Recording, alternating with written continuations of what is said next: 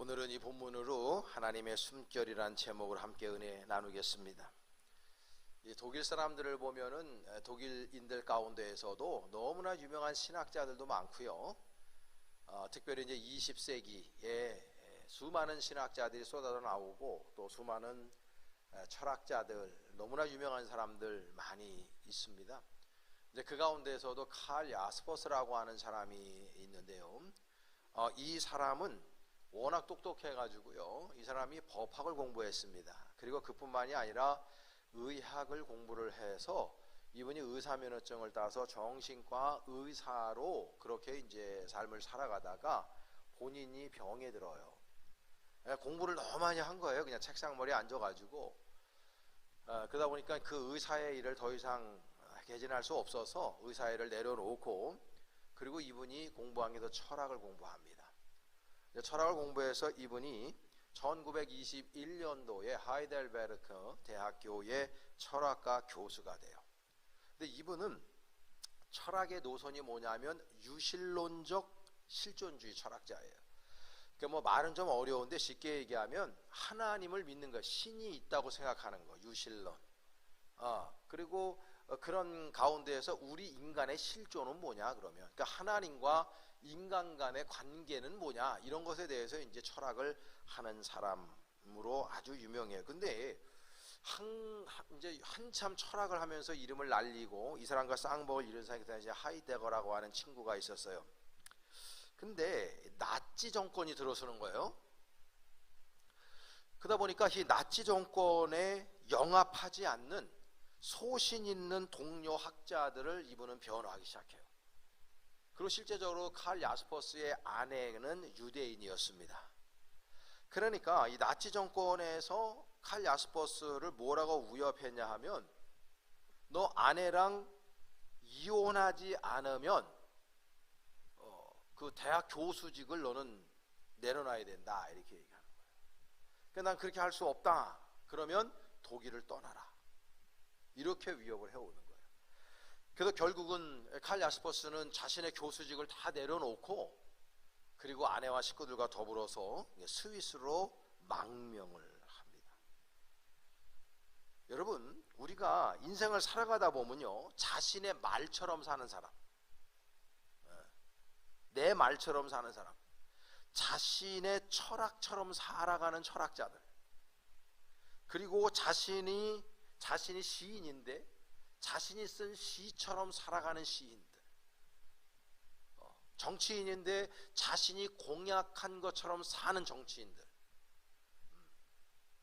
자신이 후학들을 가르칠 때 가르쳤던 가르침대로 살아가는 선생들, 그리고 이 단상에서 설교한 대로 살아가는 목사들, 이런 사람들이 어렵지만 이렇게 살 수만 있다면 그것처럼 아름다운 인생이 어디 있을까라는 생각을 해봐요.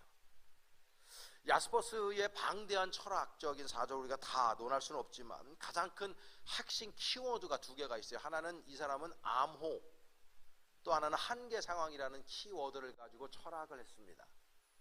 이분이 주장하는 게 뭐냐면, 온 세상은 온통 하나님의 절대자라고 표현하는데 절대자의 암호로 가득 차 있다, 코드로 가득 차 있다, 이렇게 이분은 해석을 합니다. 그래서 이분은 이 철학의 과제가 뭐냐면, 그 초월자의 암호로 가득 차 있는 이 세상을, 그 암호를 해독하는 거예요. 해독. 그 암호를 해독하는 직업이 철학자의 직업이다, 그렇게 얘기했고, 온 세상에 깔려져 있는 절대자의 암호를 읽어낼 때 현 존재인 내가 좀 살아있으니까 현 존재인 우리 인간은 하나님의 그 절대자의 품에 안길 수가 있고, 그 절대자의 품에 안기는 순간에 인간의 궁극적인 기쁨, 인간은 가장 행복감을 느끼면서 살아갈 수가 있다라고 이분이 그 얘기를 한 거예요. 그 시인 보들레르라고 하는 유명한 시인이 있어요. 이 사람은 그런 멋진 말을 했어요. 이 세상 만물은 성형 문자다. 세상 만물이 성형 문자래요. 그리고 시인은 그 성형 문자에 대한 번역자고 암호 해독자다, 이렇게 표현했어요. 그러니까 보들레르나 이 칼 야스퍼스는 그네들의 사생이 이렇게 잇대어져 있는 거예요. 우리가 이걸 신앙적으로 말을 한다면은, 저는 오늘 본문에 있는 것처럼 온 세상은 하나님의 코드로 이루어져 있어, 암호로 이루어져 있는데, 이걸 좀 시적인 표현으로 제가 오늘 제목을 하나님의 숨결이다라고 표현하고 있는 거예요. 여러분, 온 세상은요 하나님의 숨결로 가득 차 있다고요. 하나님의 숨결로. 왜냐하면 우리가 창세기에 보면 하나님께서 인류를 창조하시고 인류의 루ach, 히브리 말로 생기를 불어넣으시니 생명이 된지라 그랬거든요. 그러니까 하나님 아버지의 숨결로 이 세상은 가득 차 있는 겁니다. 하나님은 이 진리를 사도 바울에게 언질해 주셨어요. 그래서 사도 바울은 이미 2000년 전에 로마서 1장 19절과 20절 말씀에 너무나도 유명한 메시지를 전해줘요. 너무나 귀한 메시지인데요, 신학적으로도 가치가 있고. 우리 함께 봉독합니다. 시작. 이는 하나님을 알만한 것이 그들 속에 보임이라. 하나님께서 이를 그들에게 보이셨느니라. 창세로부터 그의 보이지 아니하는 것들 곧 그의 영원하신 능력과 신성이 그가 만드신 만물에 분명히 보여 알려졌나니 그러므로 그들이 핑계하지 못할지니라. 아멘. 그 사도 바울은 칼 야스퍼스가 벌써 그 이야기를 하기 전에도 벌써 1900년 전에 사도 바울은 이 진리를 깨닫고 있는 거예요. 세상에 존재하는 모든 만물 가운데는 하나님의 형상이 들어가 있다는 거죠. 하나님의 코드가, 야스퍼스 이야기하는 대로 표현하면 하나님의 코드가 꽉 차 있다는 거고, 오늘 본문의 말씀, 이 설교의 제목 따라서 하면 온 세상은 뭐야? 하나님의 숨결로 가득 차 있다, 그렇게 표현하는 거지. 이 찬송가 중에서 우리가 늘 애용하고 늘 부르는 찬송가 중에 주 하나님 지으신 모든 세계, 이 찬양 있잖아요. 그 안에 하나님의 권능이 들어가 있다고 고백하고 있지 않습니까? 주님의 권능이 그 안에 있는 거예요. 그래서 우리는 하나님의 은혜를 찬양하는 겁니다. 그 하나님의 권능이 뭐예요? 하나님의 숨결이 온 우주 만물에 다 녹아 들어가 있는 거예요. 그래서 우리의 정욕의 눈을 벗고 믿음의 눈으로, 그리고 이 경이로운 눈으로, 그리고 세상을 바라보면요, 꼬불꼬불한 그 달팽이의 집. 정말 달팽이. 저 어렸을 적에 여기 저수지 올라가면 우렁이 그거 그냥 몸에 그렇게 좋다는 거 아닌데 우렁이가 너무 많았어요. 그 우렁이 잡아보면 거기 다 이렇게 그 집을 그 안에 그걸 뭘 껍데기라고 그래야 되나? 그 껍데기. 그리고 그걸 끄집어내보면 징그럽긴 한데 오묘하잖아요. 여러분 토끼 주둥이 봤어요? 토끼는 아는데 토끼 주둥이 보셨냐고, 구체적으로.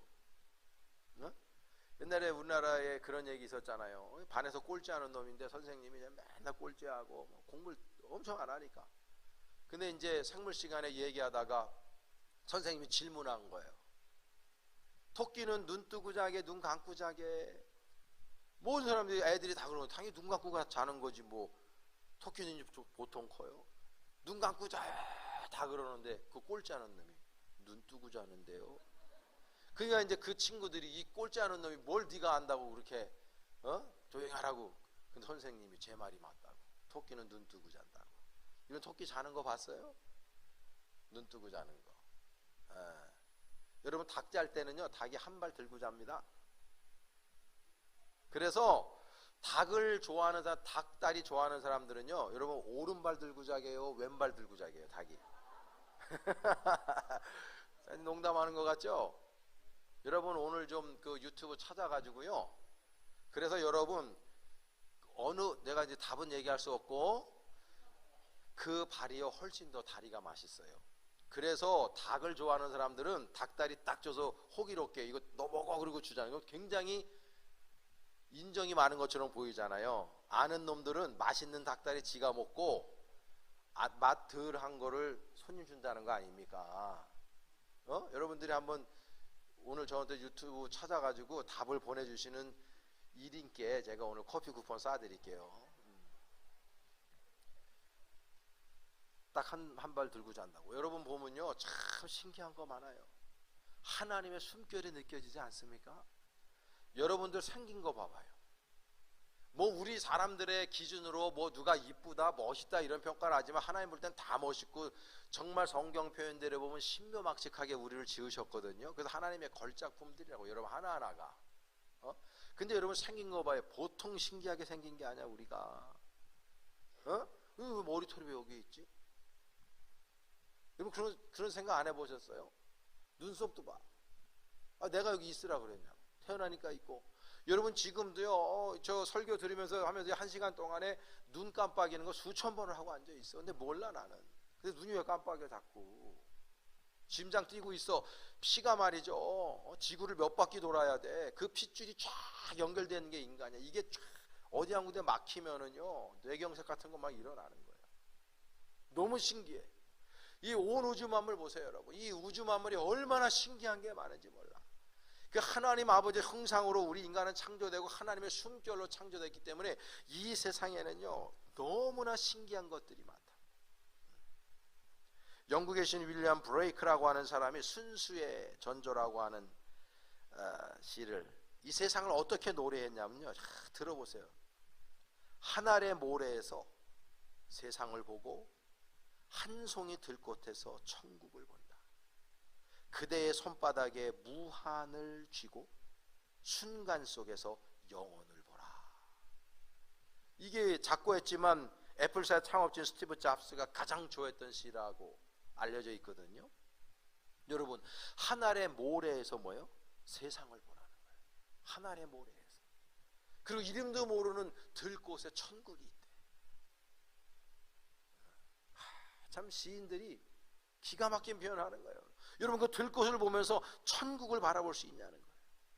그 안에 하나님의 숨결, 여러분들의 손바닥 안에 무한이 있어요. 여러분들의 손바닥 안에. 그래서 우리가 현실 속에서 영혼을 바라보고 살라는 거예요. 이 세상에서 좀 힘들고 어렵고 화나는 일이 있어도 영혼을 바라보면서 우리들의 손바닥 안에 무한이 있으니, 우리 기독교적으로 표현하면 하나님이 계시니 다시금 그 자리를 박차고 일어나서 저 영혼을 향해 전진하자고 그렇게 말하고 있는 거잖아요. 야스퍼스에게서 배울 수 있는 또 하나의 개념이 이게 한계 상황이라는 개념인데 아주 중요해요. 이 한계 상황을 두 가지나 하는데, 첫 번째는 그냥 상황, 우리들의 평범한 삶 속에서 만나는 상황들이에요. 그냥 뭐 직장 가는 거, 학교 가는 거, 밥 먹는 거, 잠자는 거, 그냥 일상에서 있는. 그건 큰 문제가 없는데 이분이 말하는 게 뭐냐면 한계 상황. 이분이 독일 사람이니까 그랜츠 시츄아치온. 이 한계 상황, 이 한계 상황이 뭐냐면 내가 어디 갔는데 막다른 벽에 딱 도달했는데 더 이상 갈 수가 없어요. 내가 배를 탔는데 난파돼. 이게 바위에 부딪혀가지고 난파되는 거예요 지금요.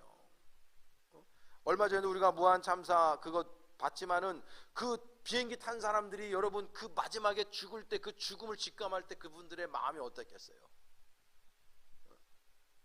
그런 상황이에요. 그런 상황. 내가 어떻게 컨트롤할 수 없는 그런 상황을 이분은 한계 상황, 이 두 가지의 상황으로 인간이 나뉜다라고 표현을 하는 거예요.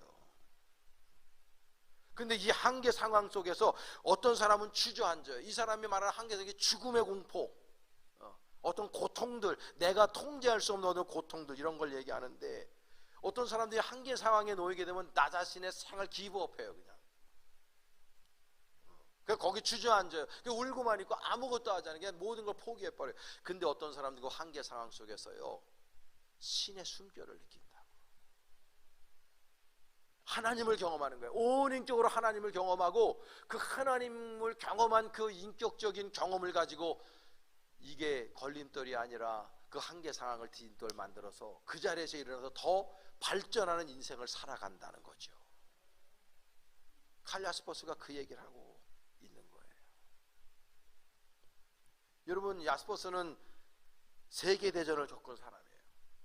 그가 처해져 있는 그 상황 자체가 말 그대로 극한의 상황이에요. 한계 상황 속에 있었다고.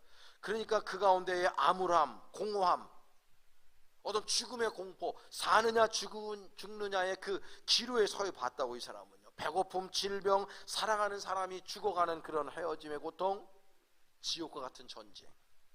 이런 것들을 이 사람은 자신의 삶 속에서 한계 상황으로 겪는 거예요. 내가 전쟁 일으켰어? 내가 누굴 죽였어? 아니에요. 그런데 자꾸 죽어가요. 전쟁이 일어나요. 내가 통제할 수 없는 상황 가운데 들어가요. 마치 지금 우리나라 같아요.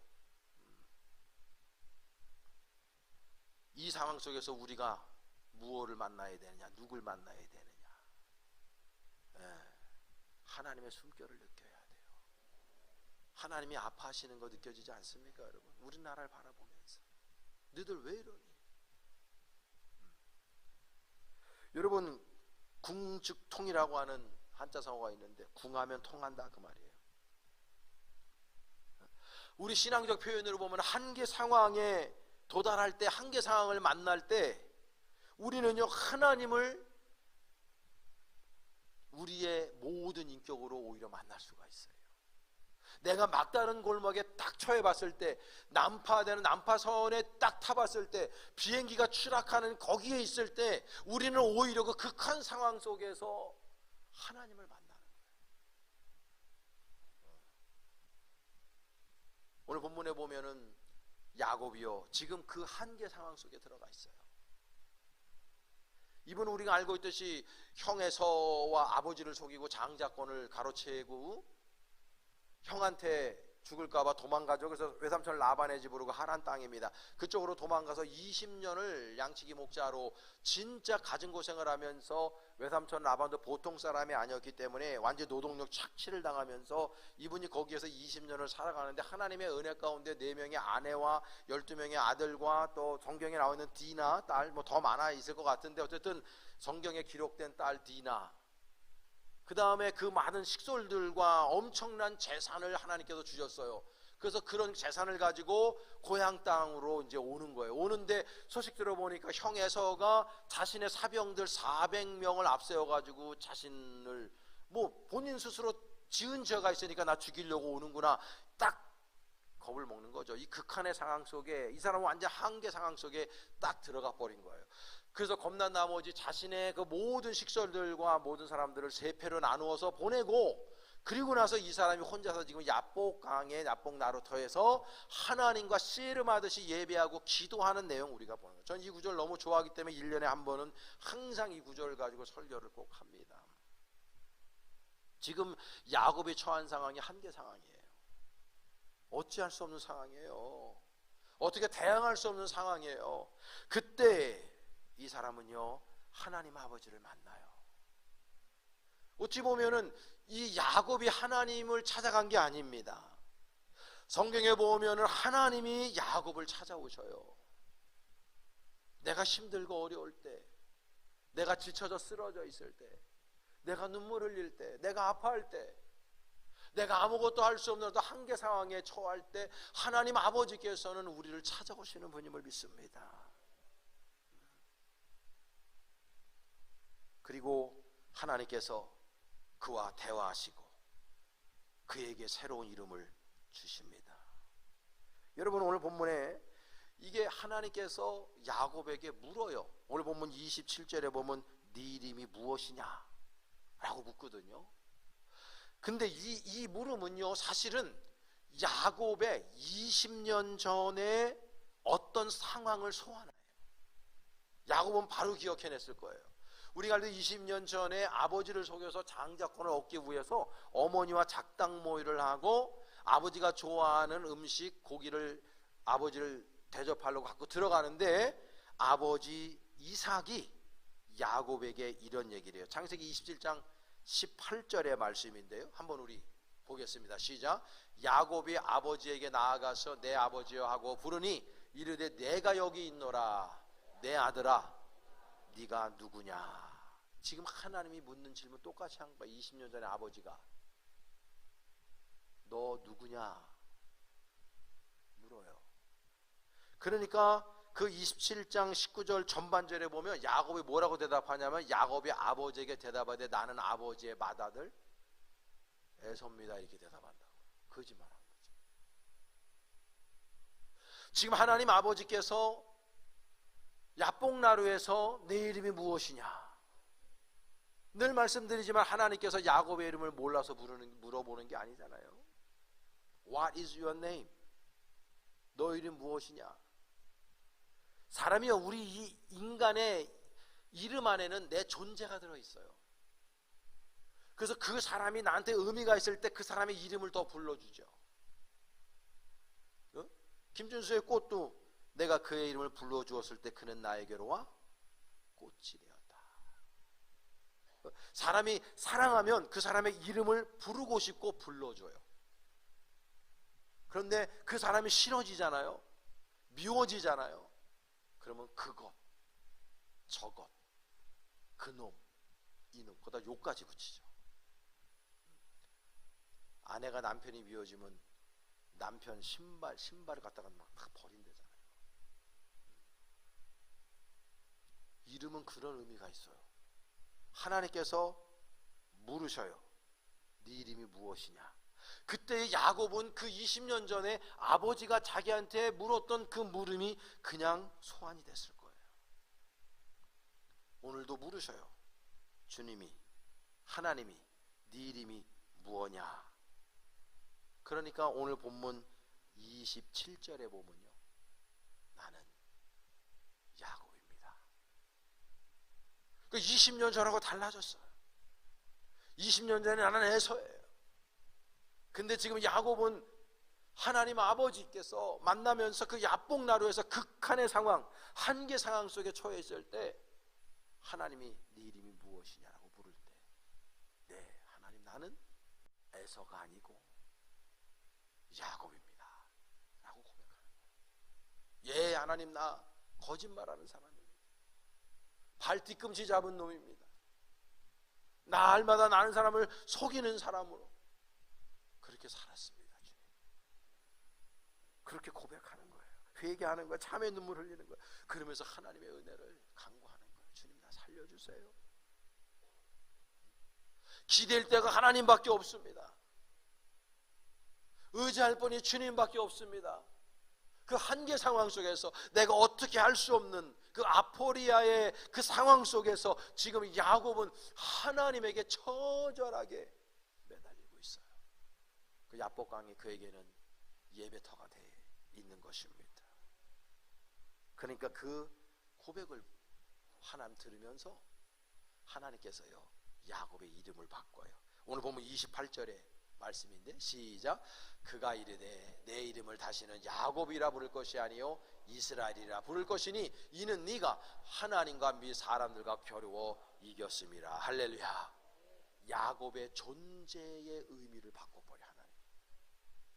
야곱에서 이스라엘, 하나님과 겨루어서 이겼다는 뜻이에요. 지금 이스라엘이 있잖아요. 그 이름이 거기서 나온 거예요. 이름이 바뀌어요. 의미가 바뀌어요. 존재의 가치가 바뀌었어요. 날마다 속이고 거짓말하며 살던 그가 그 극한의 상황 속에서, 그 한계 상황 속에서, 아무것도 할 수 없는 아포리아 상황 속에서 하나님께 매달렸을 때 하나님 아버지께서 그를 만나주시고 그의 이름과 의미를 바꿔주셨어요. 그의 가치를 바꾸셨어요. 이스라엘이라. 그런 은혜가 여러분들에게 있기를 간절히 축복합니다. 문제는요, 그런 한계 상황이나 우리의 삶을 살아갈 때 보면 그 태도가 우리 야곱처럼 하나님 앞에 무릎 꿇고 주님의 은혜를 기대고 의지하면서, 하나님 나 살려주세요, 내가 잘못했습니다, 내가 죄인입니다, 나는 연약합니다, 나는 아무것도 아닙니다, 주님 나를 진정한 주님의 제자로, 주님의 자녀로, 주님의 은혜를 받는 그런 사랑받는 자녀로 주님 인도해 주세요. 이런 신앙의 고백, 이러한 의지가 나한테 없다는 거예요. 우리는요, 날마다 성경에서는 예수님께서도 메타모르포시스, 변화되길 원하거든요. 변화. 여러분, 예수님의 이 땅에서의 일성이 뭡니까? 회개하라, 천국이 가까웠느니라. 메타노이아, 천국이 가까워. 여러분, 메타노이라는 말 안에 뭐예요? 트랜스포메이션, 변화라는 말이 있는 거예요. 이 메타노이, 이 말은, 회개하는 말은 내가 가던 방향을 틀어서 바꾸라는 거예요. 내가 원하는 삶의 방식, 이기적인 삶의 방식, 내 뜻대로 살고 내 멋대로 살던 삶의 방식을 틀어서 하나님이 원하시는 삶의 방식을 취해라. 예수님의 일성이에요. 세례 요한도 똑같은 말씀을 전했어요. 메타노이아, 회개하라, 천국이 가까웠다. 변화되라, 아름답게 변화되라. 장성한 분량, 바울의 표현을 빌리자면 장성한 분량, 예수님의 장성한 분량에까지 성장 발전해라. 항상 예수님은 우리에게 말씀하셨어요. 근데 우리는요, 날마다 변화되고 성장해야 되는데 그거 쉽지 않아, 어려워. 2025년 두 번째 주일을 지나는데 여러분들이 스스로를 생각하실 때 24년도보다 아니면 23년도보다 올해 나아지시려고 노력하고 계시냐?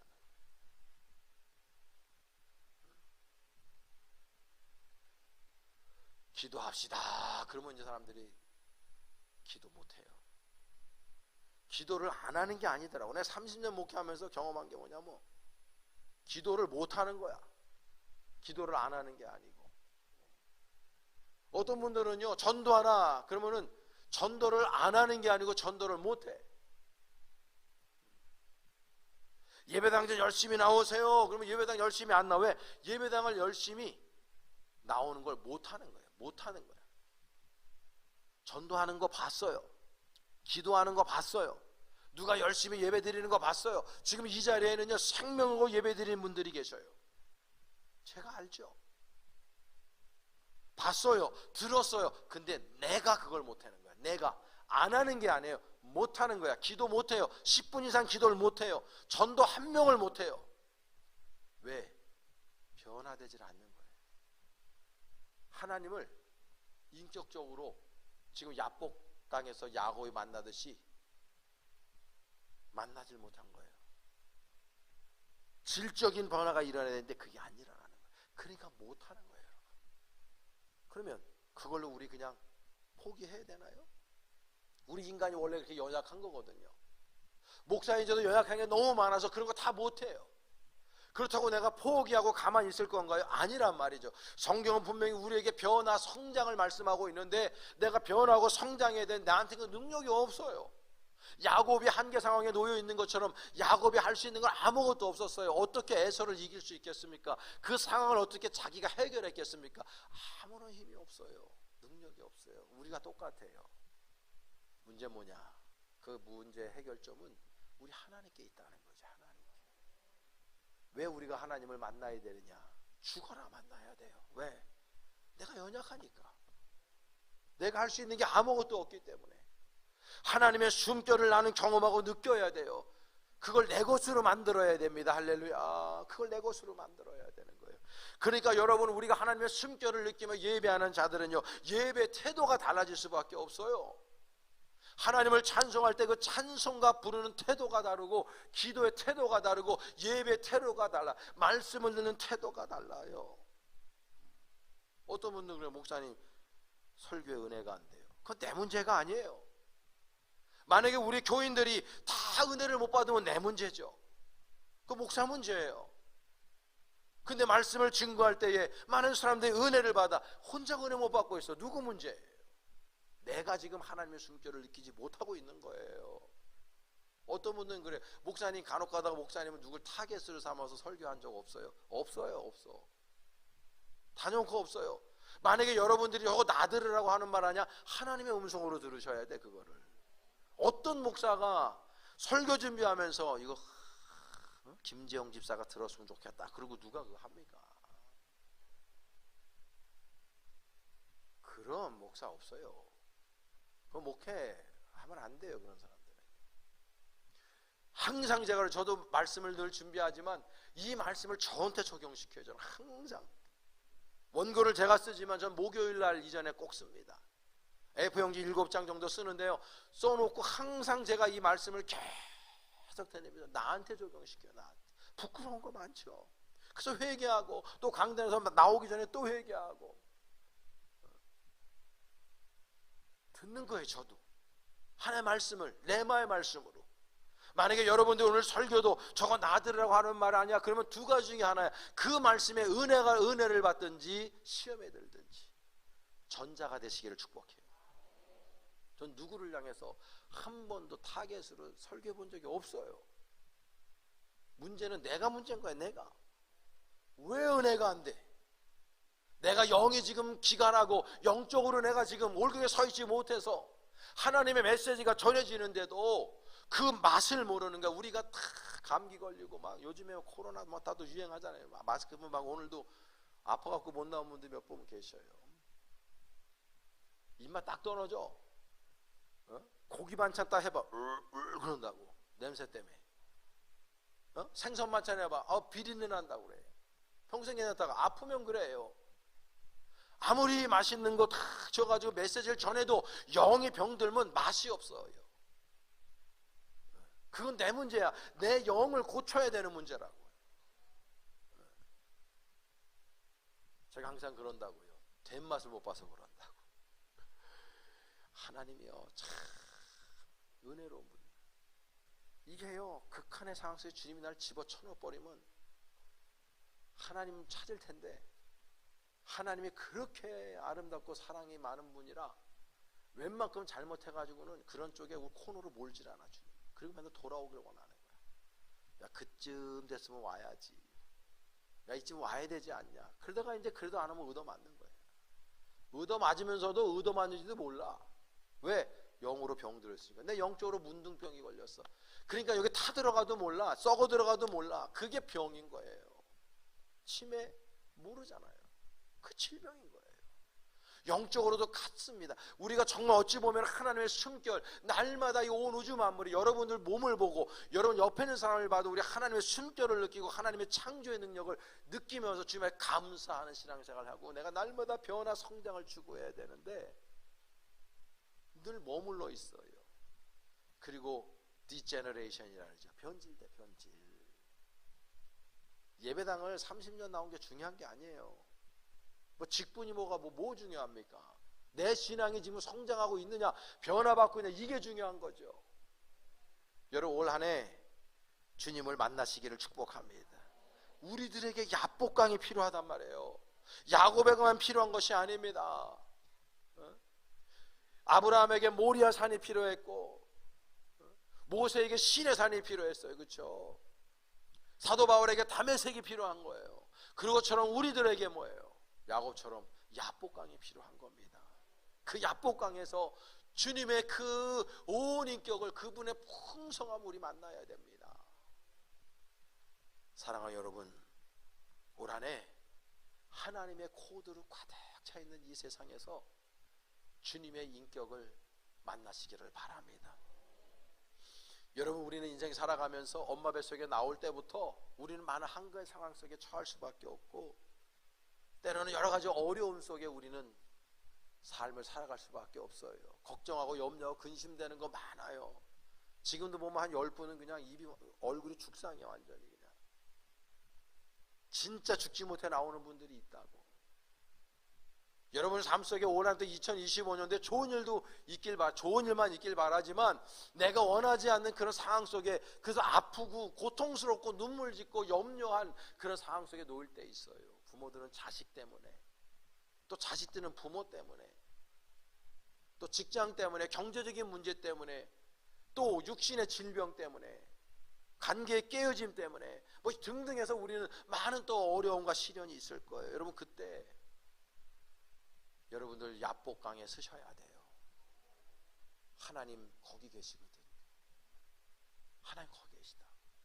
그 하나님을 만날 때, 그 하나님의 숨결을 느낄 때 야스퍼스가 얘기했듯이 그 절대자를 마음에 품고 그 절대자를 만날 때 이 마음 안에 풍성함이 있고 진정한 만족감이 흐른다고. 우리 기독교적으로 이야기하면 진정한 행복감과 진정한 안도감, 평화가, 이 샬롬의 상태가 내 마음에 이루어지는 거예요.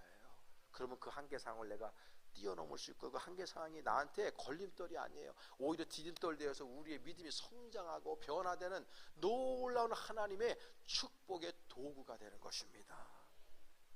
여러분 올 한 해 우리 교회에 더 좋은 일들이 많이 있기를 축복하고요. 여러분들 가정과 직장과 사업터 위에 하나님의 놀라우신 숨결이 날마다 경험되어지기를 원하고요. 여러분들의 믿음이 올 한 해 다른 어떤 해보다도 더 굴곡지게 확 성장해서 하나님 아버지 앞에 영광 올려드리고, 목사님 내가 정말 은혜 받았습니다, 내가 정말 이전에 깨닫지 못했던 놀라운 신앙생활을 지금 하고 있습니다, 이런 신앙의 고백을 하는 분들이 넘쳐날 수 있기를 바라요. 교회를 대면 나오는 사람들이 교회 안 나가면 죽을 것 같은 마음을 갖게 하고, 아멘 크게 했으면 좋겠네. 기도 제대로 5분 하면 그냥 기도 더 이상 나오지 않는 사람들이 눈 감았다 뜨면 1시간이 흐르고, 할렐루야. 주변에서 죽든 말든, 영원히 죽든 말든 신경도 안 쓰고 마음에 부담만 있었던 사람들에게 가서 말씀을 증거하기 시작해서 수많은 사람들을 그냥 줄줄이 사탕으로 하나님의 귀한 복음을 들고 증거해서 구원시키는 전도자들이 넘쳐나길 바라고, 여러분의 삶 속에서 하나님의 숨결을 온인격적으로 경험할 수 있게 간절히 바라요. 그래서 올 한 해 우리 교회뿐만 아니라 여러분들의 가정과 여러분의 인생에서 하나님의 놀라우신 기적의 스토리를 써내려갈 수 있기를 축복합니다.